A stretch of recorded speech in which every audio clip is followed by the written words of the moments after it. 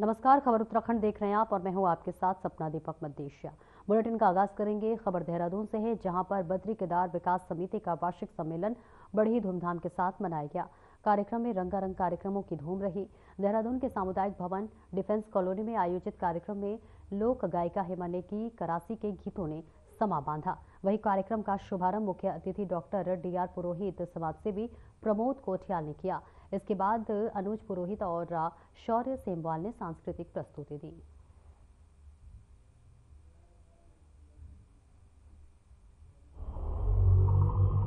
और आज जैसे कि हमारे बनियाद कौथिक आज यहाँ पे संपन्न हुआ है, इस बनियाद कौथिक के हमारे जो मुख्य अतिथि डॉक्टर डी.आर. पुरोहित जी रहे हैं और वो आज हमारे मुख्य अतिथि और सांस्कृतिक कार्यक्रम में हमारी बहन हेमा करासी नेगी का सांस्कृतिक कार्यक्रम यहाँ पे था, अमित खरे का कार्यक्रम यहाँ पे था और साथ ही हमारा गणभोज था और गणभोज के साथ हमने छुपी हुई प्रतिभाओं का सम्मान यहाँ पे किया है। सबसे पहले तो मैं जितने भी श्रोतागण हमारे देख रहे हैं उन सभी को प्रणाम करती हूँ। आज बद्री केदार विकास समिति का वार्षिक बनियाद था और इस बनियाद कार्यक्रम में हमारी जो लोक संस्कृति होती है, हमारी जो लोक परंपरा होती है, हमारे जौहर के जो गीत होते हैं, हमारे जौहर में जो लोक कथाएं होती हैं, जो दंत कथाएं होती हैं, उनके अनुसार हमारे यहाँ पे जो पौराणिक समय से चले आया है, किसी भी देवी देवता को हम अगर त्योहार ले जाते हैं तो त्योहार ले जाने के बाद एक बनियाद प्रक्रिया है हमारे यहाँ पे कि लास्ट दिन देवी को 9 दिन तक एक जो बड़तुली का क्षेत्र है, उस बड़तुली के क्षेत्र में देवी के पूरा विधि विधान से पूजा पाठ होता है। सारे 8 महीने 9 महीने 6 महीने जो देवी देवरिया होके आती है और देवरिया होने के बाद 9 दिन का वहाँ पे पूरा देवी का जो नौ दुर्गाओं का एक अपना पूजा पाठ होता है और उसमें बनियाद कार्यक्रम के रूप में इसको मनाया जाता है।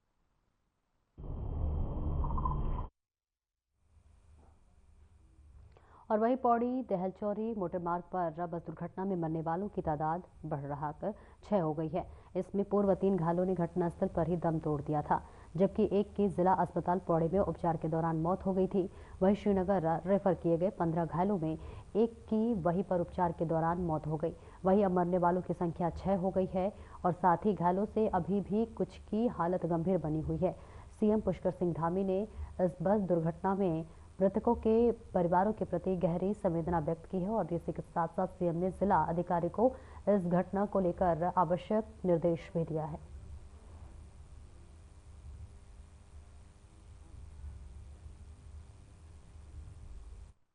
बस की दुर्घटना है जिसमें अभी वर्तमान स्थिति में 5 मृतकों की संख्या है और लगभग 10 के आसपास पेशेंट्स को श्रीनगर रेफर किया गया और 7-8 पेशेंट हमारे यहाँ पौड़ी में भी हम लोग उनको ट्रीट कर रहे हैं जो माइनर इंजरीज है। आज बहुत दुखद एक घटना हुई है पौड़ी दिलचौरी मार्ग पर, ये सत्यखाल के निकट, जिसमें कि कई लोग घायल हुए हैं और उन घायलों को जैसे ही कि हमारे कार्यकर्ताओं ने सुना कि वहां पर बस दुर्घटनाग्रस्त हो गई है, सभी काफी कार्यकर्ता वहां घटनास्थल पर भी पहुंचे, जहां पर कि प्रशासन पहले से ही मौजूद था और सबने रेस्क्यू करके सभी घायलों को जिला अस्पताल पहुंचाया। और हम लोग भी जब जिला अस्पताल पहुंचे तो वहां सीएम हाउस मेरे द्वारा फोन किया गया और वहां एयरलिफ्ट के लिए कहा गया, तो वहां मौसम खराब होने के कारण हमें एयरलिफ्ट की सुविधा नहीं मिल पाई और घायलों को बेस हॉस्पिटल पहुंचाने के लिए बेस हॉस्पिटल से भी एम्बुलेंस मंगवाई गई और यहां से सभी घायलों को बेस हॉस्पिटल शिफ्ट किया गया है।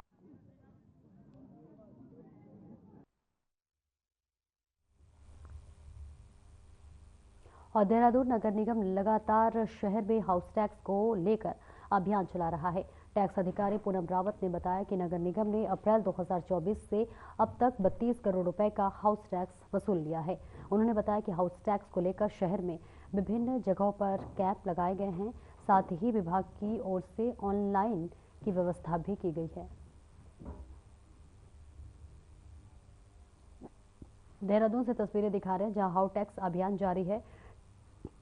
टैक्स अधिकारियों ने जानकारी 32 करोड़ रुपए का यहां पर टैक्स वसूला गया और इसी के साथ साथ लगातार टैक्स वसूलने के लिए शहर में जगह जगह कैंप लगाए जा रहे हैं। तस्वीरें आपको दिखा रहे हैं जहां पर टैक्स वसूली के देखिए ये जो बड़ा अभियान है वो अब जारी है। हाउस टैक्स की बात कर रहे हैं हम, जहां पर हाउस टैक्स अभियान जो है वो लगातार जारी है और यहाँ पर टैक्स वसूला जा रहा है।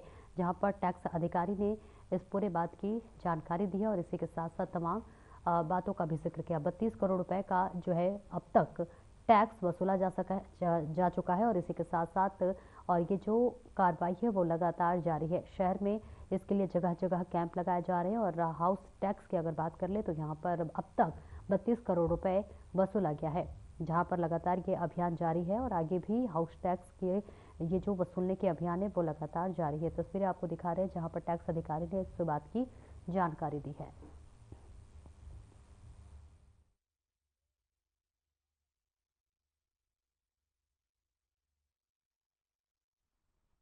देखिए, इस साल की अगर हम बात करें तो पिछले 1 अप्रैल से और अभी तक हम लोग लगभग 32 करोड़ की वसूली कर चुके हैं। जो शहर में बड़े-बड़े जो व्यापारी हैं, बड़े-बड़े जो हमारे हाउस होल्ड हैं, जहाँ से हमारा ज़्यादा पैसा आना है, उनको हमारे द्वारा बिल दिया जा रहा है।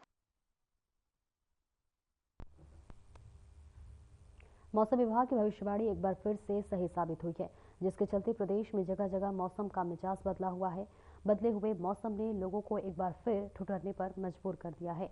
ऐसा ही कुछ पछुआदन क्षेत्र में देखने को मिल रहा है, जहां पर मैदानी इलाकों में देर रात से रुक रुक कर बरसात होने से जनजीवन अस्त व्यस्त हो गया है, तो वहीं दूसरी ओर पहाड़ी क्षेत्र चक्राता के ऊंचाई वाले इलाकों लोखंडी, देवब्रन, कोटी, कनासर आदि क्षेत्रों में देर रात से रुक रुक कर हो रही बर्फबारी ने एक बार फिर मौसम का जो है खुशगवार बना दिया है, जहां पर्यटकों की आवाजाही बढ़ने से होटल व्यवसायियों की खुशी नजर आ रही है और इसी के साथ साथ पर्यटक बर्फबारी का जमकर लुत्फ उठा रहे हैं।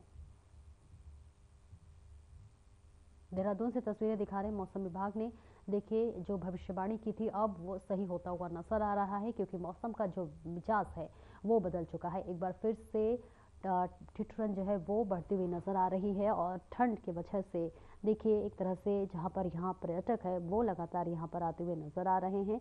हालांकि पहले ही मौसम विभाग ने इस मौसम के लिए भविष्यवाणी कर दी थी और अब मौसम विभाग का जो भविष्यवाणी था वो सही साबित होता हुआ नजर आ रहा है। यहाँ बर्फबारी और बारिश लगातार होती हुई नजर आ रही है। तमाम जो पर्यटक है वो यहाँ पर जो है पहुंचे हुए हैं और इस मौसम का लुत्फ उठाते हुए नजर आ रहे हैं। मौसम का जो मिजाज था वो अचानक बदल गया और इस बीच बारिश से जो जनजीवन है वो भी कहीं ना कहीं अस्त व्यस्त होता हुआ नजर आ रहा है, क्योंकि ठंड की वजह से लगातार ठिठुरन तो बढ़ गई है, तो वही कई तरह के दिक्कतों का सामना भी लोगों को करना पड़ रहा है। तस्वीरें आपको देहरादून से दिखा रहे हैं, जहां पर बारिश की वजह से लोगों का जो जनजीवन है वो अस्त व्यस्त होता हुआ नजर आ रहा है।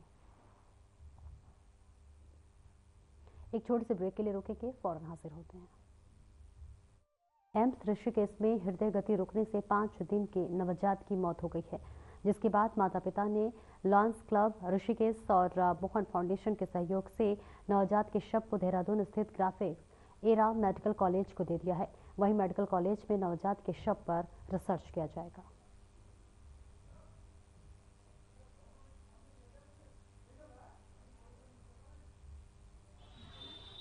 कहाँ के रहने वाले हैं? मैं उत्तरकाशी उत्तराखंड रहने वाला हूँ। अच्छा, आपका क्या हुआ है, इसमें क्या परेशानी थी? सर, मेरा अभी वाइफ का डिलीवरी हुआ है और आज 5वां दिन है। 6 तारीख को डिलीवरी हुआ था और मैं उसको यहाँ एम्स में लेके आया। उसका दिक्कत थी कि गले और सांस की जो है नलियों आपस में ज्वाइंट थी, उसका ऑपरेशन किया था और ऑपरेशन सक्सेसफुल रहने के बावजूद जो है तीसरे दिन बच्चे की डेथ हो गई।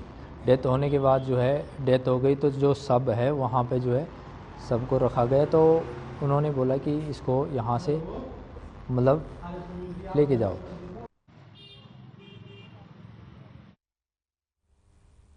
और देहरादून में नगर निगम के चुनाव को लेकर के जनसभाओं का दौर जारी है। बीजेपी के मेयर प्रत्याशी सौरभ थपलियाल ने जो है मोहकमपुर में जनसभा का आयोजन किया और इस जनसभा में उनके साथ रायपुर के भाजपा विधायक उमेश शर्मा, काऊ बीजेपी के निवर्तमान पार्षद और वार्ड नंबर 67 मोहकमपुर से बीजेपी के पार्षद प्रत्याशी रविंद्र रावत सहित सैकड़ों की संख्या में स्थानीय लोग उपस्थित रहे। इस मौके पर बीजेपी के मेयर प्रत्याशी सौरभ थपलियाल ने लोगों से अपील करते हुए कहा है कि जिस तरह से केंद्र राज्य की सरकार विकास को लगातार गति दे रही है, उसी तरह आपका आशीर्वाद मिलेगा तो वह क्षेत्र के विकास के लिए लगातार काम करते रहेंगे।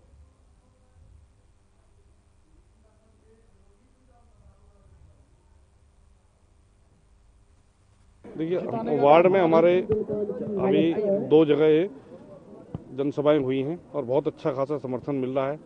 अब ये तो अपना वार्ड है, अपना घर है और मातृशक्ति का, युवा साथियों का और वरिष्ठ जनों का बहुत अच्छा सहयोग मिल रहा है। अरे भाई, मेरा काम का फायदा मेरे भारतीय जनता पार्टी को मुझे नहीं मिलना, भारतीय जनता पार्टी के जो हमारे मेयर के उम्मीदवार हैं और जो 24 पार्षद इनके साथ टीम के रूप में हैं, उन सबको मिलेगा और निश्चित रूप से रायपुर फिर रिकॉर्ड बनाएगी।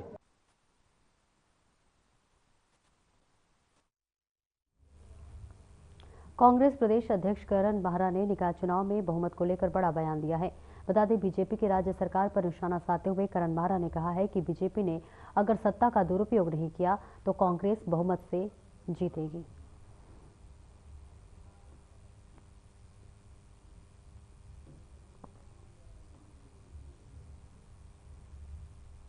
देखिए, मैंने कहा बहुमत में हम होंगे, क्योंकि सत्ता क्या करती है हमने हरिद्वार के पंचायत चुनाव में नंगा नाच देखा है। उसके बाद मैं आप सभी पत्रकारों को धन्यवाद देता हूं जिन्होंने मंगलौर के चुनाव को कवर किया और ये दिखाया कि करण मेहरा, यशपाल आर्य, हरीश रावत, प्रीतम सिंह अंदर नहीं जा सकते थे, लेकिन हरियाणा की गाड़ियां पूरे मंगलौर के चुनाव में अंदर थीं और किस तरीके से लोगों को वोट देने से वंचित किया गया, मारपीट की गई, गोलियां चली, लाठियां चली, लोगों के खून निकाले गए और उसके बाद मीडिया के दबाव में हम उस चुनाव को जीत पाए। मीडिया अगर नहीं दिखाती तो शायद वो चुनाव बदल जाता। अगर बीजेपी उस तरीके का नंगा नाच इन निकाय पंचायत चुनाव में नहीं करेगी तो निश्चित ही कांग्रेस भारी बहुमत से इस चुनाव को जीतने जा रही है। कांग्रेस छोड़ के जा रहे हैं कई लोग आपके नेता, तो देखिए, ऐसे लोग जो मतलब के समय में भागें, ज़रूरत के समय में भागें, उनके ऊपर कोई टिप्पणी नहीं करना चाहता, लेकिन ये प्रश्न उनसे ज़रूर करूंगा, कांग्रेस को जब मौका मिला, आपको मदद की, आपको आगे बढ़ाया, आपको इस लायक बनाया कि दूसरी पार्टी आपको पहचान सके, आपने कांग्रेस को धोखा दिया है और ये धोखा आपने कांग्रेस को नहीं खुद को दिया। मैं यही कहना चाहूँगा। कोटद्वार में कांग्रेस की मेयर प्रत्याशी रंजना रावत के खिलाफ मंत्री सुबोध उनियाल द्वारा की गई अमर्यादित टिप्पणी के मामले में तूल पकड़ लिया है। इस पूरे मामले में एक और जहां भाजपा के प्रदेश अध्यक्ष महेंद्र भट्ट को सफाई देने के लिए रविवार को कोटद्वार आना पड़ा, तो वहीं दूसरी ओर कांग्रेस ने इसे अपमानजनक बात कहते हुए मंत्री सुबोध उनियाल को कड़ी नसीहत दी है।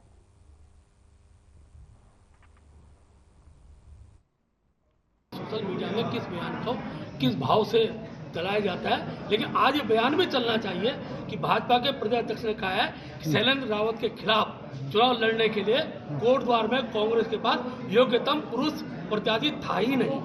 उनके बारे में अपमानजनक बात करेंगे तो किसी भी दल का व्यक्ति हो उसको नहीं करनी चाहिए। मैं समझता हूँ महिलाओं को सब, हम केवल देवी बोलना नहीं है, उनको आगे रख करके उनको हमेशा हर क्षेत्र में, चाहे वो सेवा का क्षेत्र हो, चाहे वो राजनीति का क्षेत्र हो, कोई भी क्षेत्र हो, महिलाएं सबसे आगे हैं और उन्होंने देश का नाम रोशन किया है। और हमारे गढ़वाल की तो तेलू रौतेली से लेकर के हमारी तमाम महिलाएं हैं जिन्होंने हमारे राज्य का नाम रोशन किया है। तो महिलाओं के खिलाफ किसी प्रकार का भी अपशब्द बोलना मैं समझता हूं कि निंदनीय है।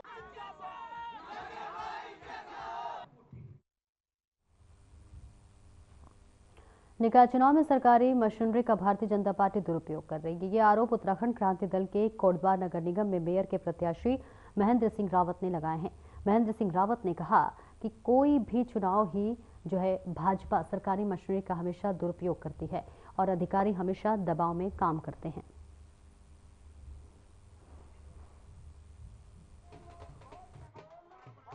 वो होता ही है यार, हमेशा होता आया है। जो प्रशासनिक जो यहाँ पे छोटी इकाइयाँ हैं वो उन पे कहीं ना कहीं पे दबाव तो रहता ही है। सरकार का भी रहता है, अपने ट्रांसफर का भी रहता है और अपने चरित्र पंजी का भी रहता है, तो कहीं ना कहीं वो दबाव में काम करती है यार। ये इसी में नहीं, पहले भी हम देखते आए हैं कि प्रशासनिक इकाइयाँ दबाव में काम करती रही हैं।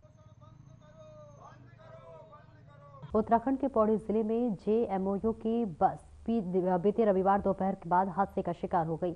28 यात्रियों से भरी बस पौड़ी से श्रीनगर गढ़वाल आ रही थी। हादसे में 6 लोगों की मौत की पुष्टि जिला प्रशासन द्वारा की गई है, जबकि अन्य सभी 21 घायलों को हायर सेंटर के लिए रेफर किया गया है, श्रीनगर अस्पताल में रेफर किया गया है। वहीं सीएम धामी ने हादसे पर गहरा दुख जताया है। बता दें कि पौड़ी से श्रीनगर आ रही बस पौड़ी देहल चौरी मोटर मार्ग पर केंद्रीय विद्यालय के सामने अनियंत्रित होकर 80 मीटर खाई में जा गिरी, जहां घटना की सूचना मिलने के बाद ग्रामीणों ने मौके पर पहुंचकर घायलों को बचाने का अभियान शुरू किया। जिला प्रशासन के मुताबिक हादसे में 5 लोगों ने मौके पर ही जान गंवा दी, जबकि एक व्यक्ति ने श्रीनगर अस्पताल में उपचार के दौरान दम तोड़ दिया। आज बहुत दुखद एक घटना हुई है पौड़ी दिलजौरी मार्ग पर, इस सत्यखाल के निकट, जिसमें कि कई लोग घायल हुए हैं। और उन घायलों को जैसे ही कि हमारे कार्यकर्ताओं ने सुना कि वहां पर बस दुर्घटनाग्रस्त हो गई है, सभी काफी कार्यकर्ता वहां घटनास्थल पर भी पहुंचे, जहां पर कि प्रशासन पहले से ही मौजूद था और सबने रेस्क्यू करके सभी घायलों को जिला अस्पताल पहुंचाया। बस की दुर्घटना है जिसमें अभी वर्तमान स्थिति में 5 मृतकों की संख्या है और लगभग 10 के आसपास पेशेंट्स को श्रीनगर रेफर किया गया और 7-8 पेशेंट हमारे यहाँ पौड़ी में भी हम लोग उनको ट्रीट करें जो माइनर इंजरीज हुई। और उत्तराखंड में बिजली विभाग के ऊपर सरकारी विभागों और घरेलू कनेक्शन का करोड़ों रुपए बिजली बिल बकाया है। इस मामले पर अब ऊर्जा विभाग कार्रवाई करने की ओर बढ़ रहा है। उत्तराखंड के सचिव ऊर्जा डॉक्टर द्वारा मीनाक्षी सुंदरम का कहना है कि सभी सरकारी विभागों के सचिवों के साथ बैठक की गई है और सरकारी स्तर पर जो बिल पेंडिंग है उसके भुगतान को लेकर निर्देश दिए गए हैं। अन्य श्रेणी के उपभोक्ताओं को लेकर भी जल्द फैसला किया जाएगा।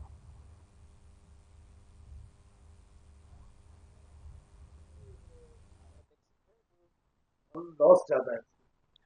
देखिए, जो बिल पेमेंट का इशू है उस पर अलग से हम लोग समीक्षा करेंगे और देख लेंगे। और जो जहाँ तक सरकारी विभागों के पेंडेंसी है वो कंसर्न्ड डिपार्टमेंट के सेक्रेटरी और HOD से बात करनी जाएगी, जल्दी क्लियर करेंगे। सर, प्रधानमंत्री जी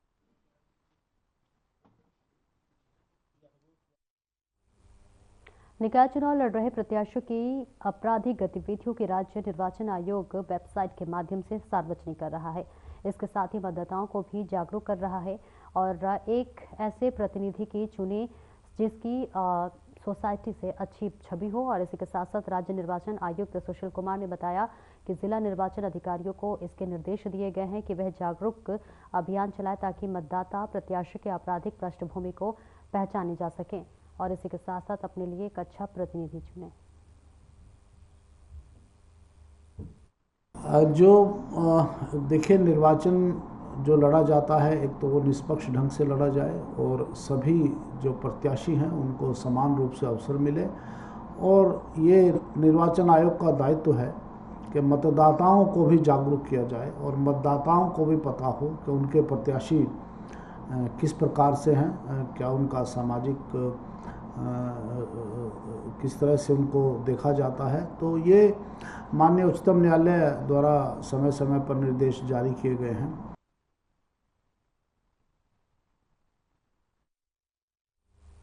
और जल्दी प्रदेश में बोर्ड की परीक्षाएं होने वाली है और ऐसे में बच्चों पर एग्जाम का प्रेशर नहीं पड़े, इसको लेकर एग्जाम पर चर्चा कार्यक्रम किया जाएगा। पीएम नरेंद्र मोदी इस दौरान बच्चों से बातचीत करेंगे। कार्यक्रम के लिए प्रदेश में शिक्षा विभाग ने तैयारी अभी कर ली है। इसके लिए छात्रों से आवेदन मांगे गए हैं जिनकी अंतिम तिथि 14 फरवरी तक रखी गई है। आपको बता दें कि बच्चों का मेंटल प्रेशर कम करने के लिए ये कार्यक्रम रखा जा रहा है।